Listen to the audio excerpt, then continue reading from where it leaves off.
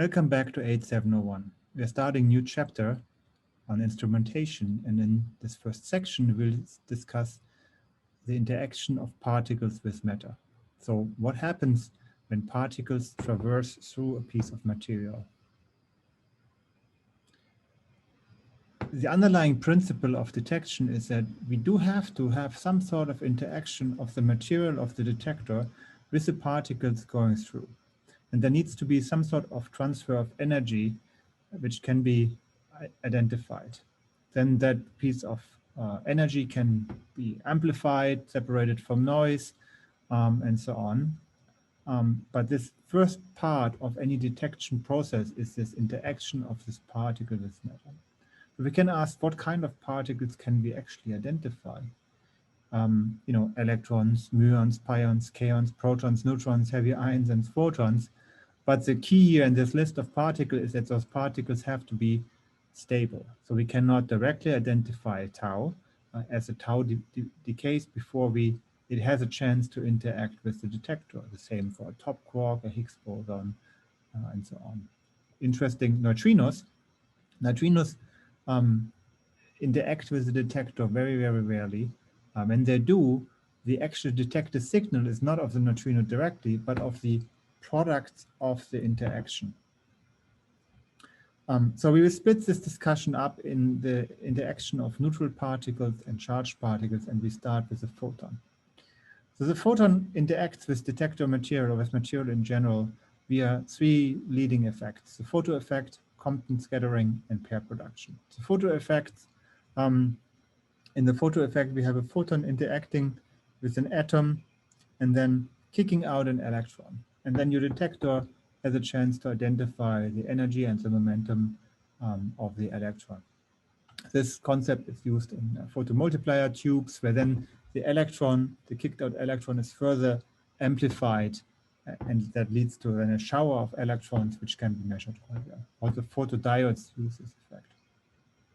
We have discussed the Compton effect quite a bit. Here, the energy of the scattered electron can be measured, also the energy of the scattered photon. And then there's pair production. Pair production dominates at high energies. And it typically is part of an initiation process of electromagnetic showers in calorimeters. That's great. So what happens in the calorimeter, and we'll talk about this more later, is that an incoming photon or electron causes this photon to convert into pairs of electrons and positrons, and then there is this cascade of electrons and positrons, an additional photon being produced. In tracking detectors, this is unwanted, so we therefore build tracking detectors rather thin. We don't want to have this confusion of additional charged particles, and we try to measure the energy of a photon. So this plot here shows you the cross-section as a function of the photon energy, and you see here very nicely those three effects contributing to the total cross-section. So for low energies in the range of some 100 keV, the photo effect dominates.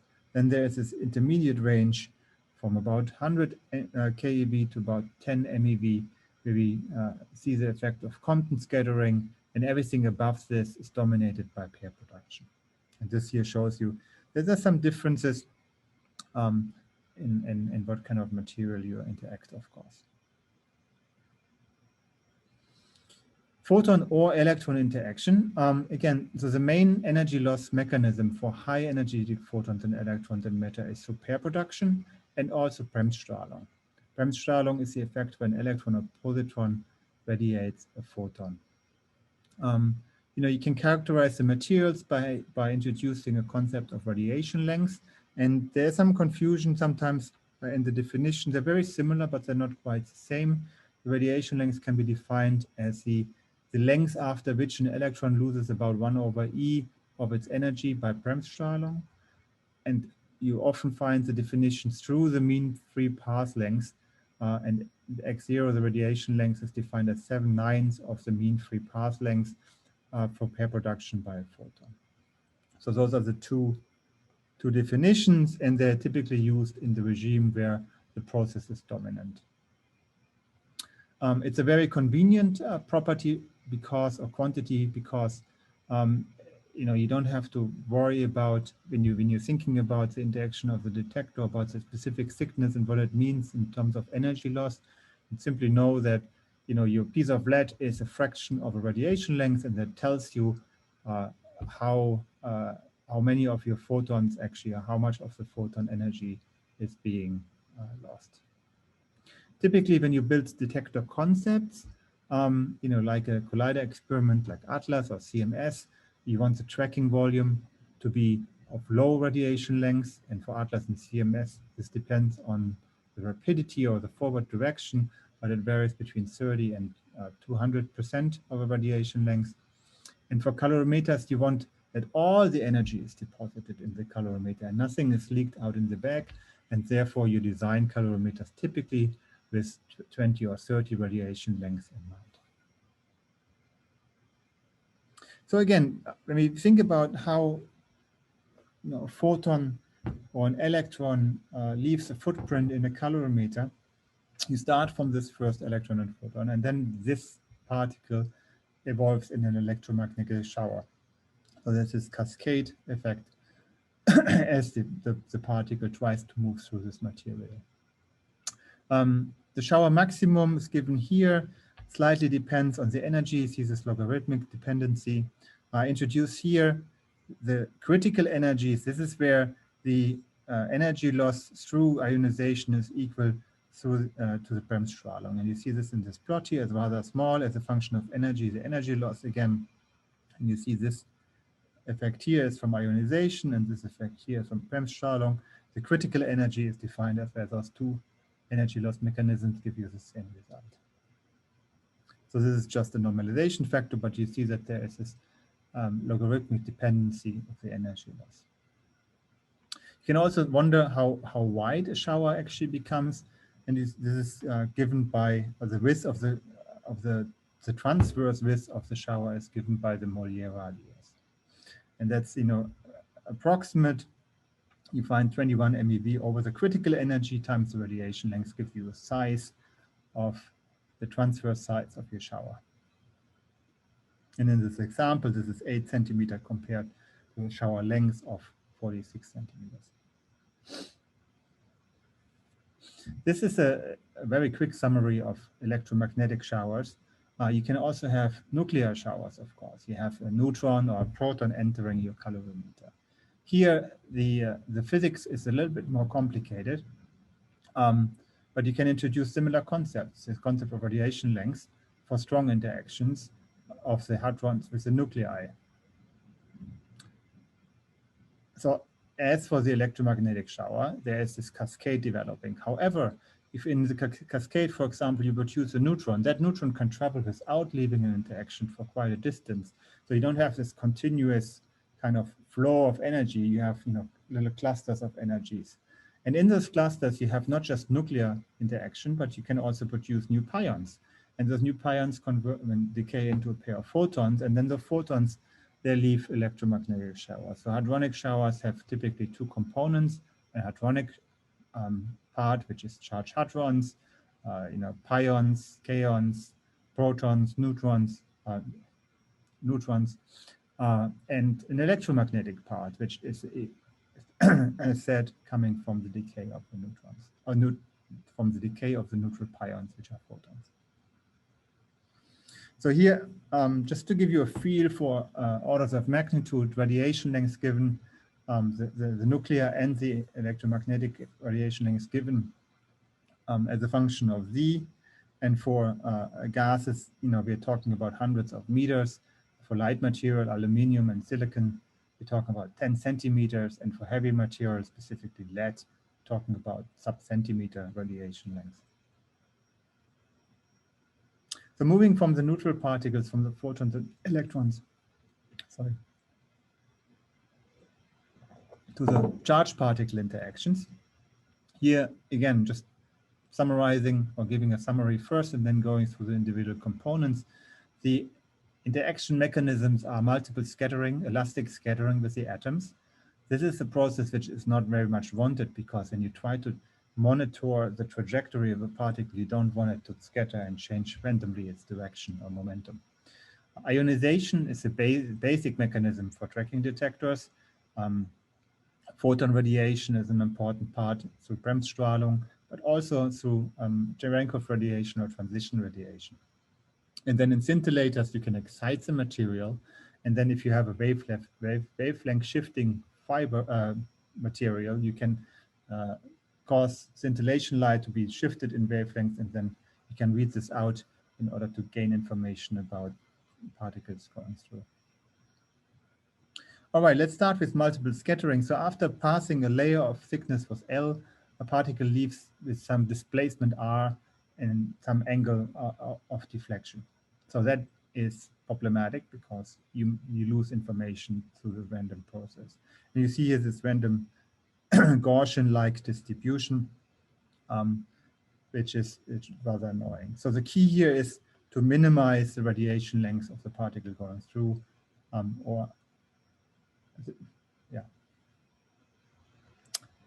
The next part is then on ionization. Again, this is the primary source of information we gain from in tracking detectors. Typically, you have a number of primary interactions per unit length, which are Poisson distribution. So it's a random process whether or not the particle sees an atom which it can ionize. And typically in a gas, you find about 30 of those primary interactions per centimeter. You have more in denser materials. If you have kicked out an electron in your ionization process, that electron itself can again lead to secondary ionization. And once those electrons reach sufficient energy, they're sometimes visible as individual tracks themselves. They're called delta electrons, so new particles which are visible in your tracking detector. Energy fluctuations can be really, really large through ionization. Sometimes you have a really tough interaction and you transfer a lot of energy to the electron, while the mean number is well under control. So interesting, just to give you a feel again, you have those about 30 primary interactions per centimeters in gas. The total ionization energy you find is typically 3 times the primary ionization energy. So you cause those seeds of ionization, and then the energy moves away from this initial track. When you look at the energy loss distribution, this is a nice plot here I made many years ago of the energy loss in a piece of silicon of 100 GeV pion. So this pion loses its energy primarily through ionization, and this is a small piece of silicon which we use here. So you see this distribution, typical distribution called the Landau distribution with the most probable value and then a very long tail. And this tail here is dominated by those delta electrons I was talking about. In bubble chamber or cloud chamber pictures, you see those delta electrons here as little curls of ionization, secondary ionization along the main path of your particle leaving ionization, an ionization track. The energy loss of particles, of charged particles, can be discussed, can be calculated using the Bethe-Bloch formula. And it's a very good description in a specific energy range, which is dominated by ionization. And so the formula is given here. We'll discuss this some more in our recitation section. But you see here in this medium energy range, you are dominated by this Bethe-Bloch formula or by ionization, where when you go into higher energies here, you find additional energy loss through radiation.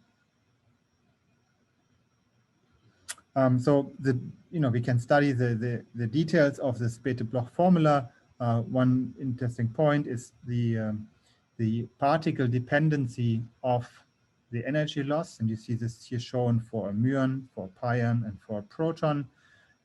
If you measure the energy loss of a specific particle in a reasonable momentum range, you can use that information in order to learn which particle was traveled through your detector. So you can use energy loss in some cases in some cases in combination with the momentum measurements in order to identify particles. Last but not least, more radiation effects. Cherenkov radiation is a very neat feature to also measure particles as they go through specific material. They can also be used in order to identify particles again. So the idea here is that radiation, Cherenkov radiation, is emitted when a charged particle passes through a dielectric medium with a speed larger than the speed of the light in that medium. And that causes a radiation cone. It's like a sonic boom when you have fast airplanes passing by. And the simple picture is the one, or the classical picture is the one of this wavefront or cone under a specific Cherenkov angle. And then last but not least, transition radiation. This is a process which was predicted by Ginzburg and Frank in the 1940s. Here the idea is that a photon is emitted when a charged particle transverses through a boundary of two mediums. And so if you have a medium here in a vacuum, for example, if the particle travels through here, it polarizes the medium when it exits, and that polarization then leads to an electric dipole, which then starts to radiate, and you get a photon from this dipole radiation. So if you measure this dipole radiation, you might be able to identify that the particle traveling through the transition of two materials was an electron, for example. All right, so this is the first introduction into the topic. So as the next part, we now have to understand how we use those phenomena in order to build detectors.